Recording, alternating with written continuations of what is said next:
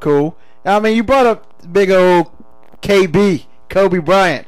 After we dispatch of the Nuggets tonight, how many games are we looking with the Lakers and the Thunder? I'm saying at least 6. Can we talk about Denver and the Lakers before you start moving Denver's on? done. Denver's done.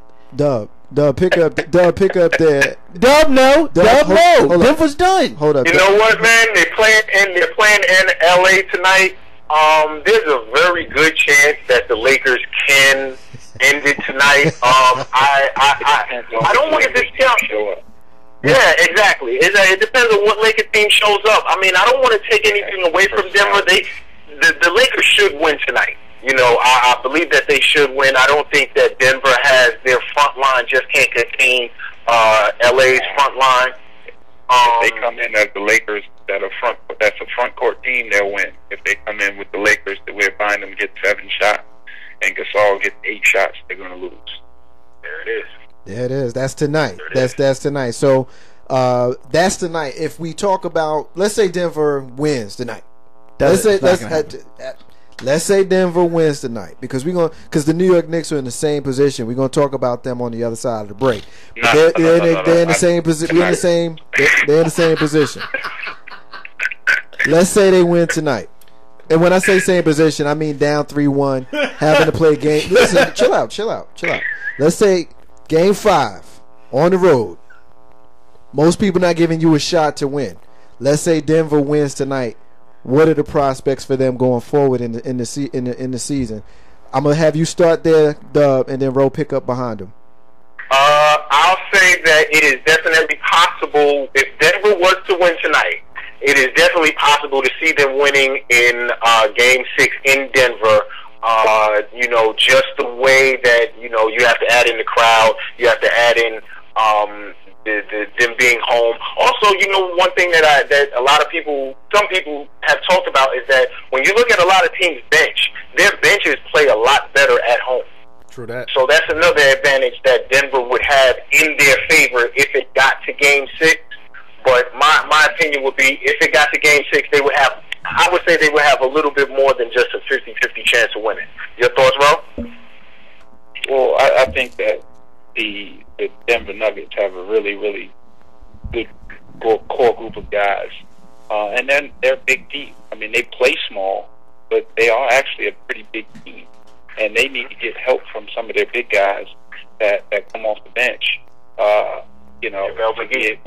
Exactly, like McGee, he's playing very well. We need to see more of that. I think that they started JaVale McGee.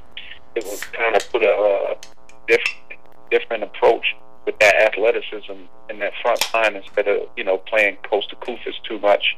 But because JaVale McGee is still raw. I mean, he still has a way to go. I was going to ask you about. If they suit his mom up, they might have a better chance of winning. But she's got fire on the side. Hey, Ro, now that you brought that up, just to piggyback off of that, I made a comment last week, and I would like to hear your opinion. I said that with JaVale McGee being in Denver around Coach Carl, I would say would it be possible within the next 3 years you could say that JaVale McGee will be one of the better big men, if not, top 4 or 5 centers in the league. Now, keep in mind there aren't that many good centers in the league right now, but what's your opinion in regard to JaVale McGee's ceiling?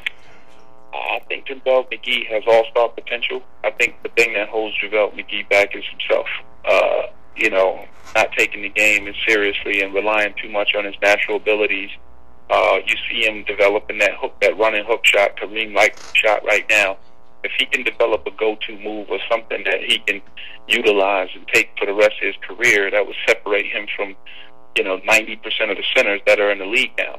And that's what's created Bynum, his ability to make moves on the post and have go-to moves on the block when you throw him the ball. Before, JaVale McGee just relied on his athleticism, shot blocking, and any offensive rebound putbacks that he got. But at this point, you see that he's getting better with being able to catch the ball on the post and shoot the running one-hand hook shot. So if he can develop that and continue to build on that hook shot, I think he can have a chance to one day be an all-star. All right, let's just be real here. I mean, I'm just trying to be as honest as possible.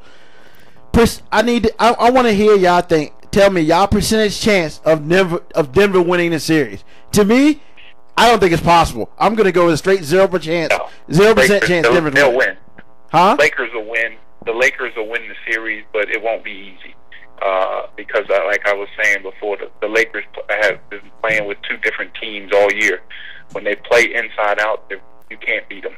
But when they guards are hoisting threes and they're not containing and putting pressure on Bynum and those guys to have to recover for them defensively, that's when the Lakers are bad. But if they play inside out offensively and they can contain the perimeter players, not necessarily stop them, but just at least make them take tough shots where they're not getting to the hole as often, then the Denver has a chance to take it to 7. But I don't think that they would actually win the series. Now I give Denver a 0.0 chance of winning the series. All right. Last thing before we go, I'm being told we got to hurry up and go. So to the East, but the chances of LA and LA in the West Conference Finals. No, Oklahoma City is going to be one of those teams. And you can't count San Antonio out. I mean, it's possible that it's Oklahoma City. San Antonio will be my pick.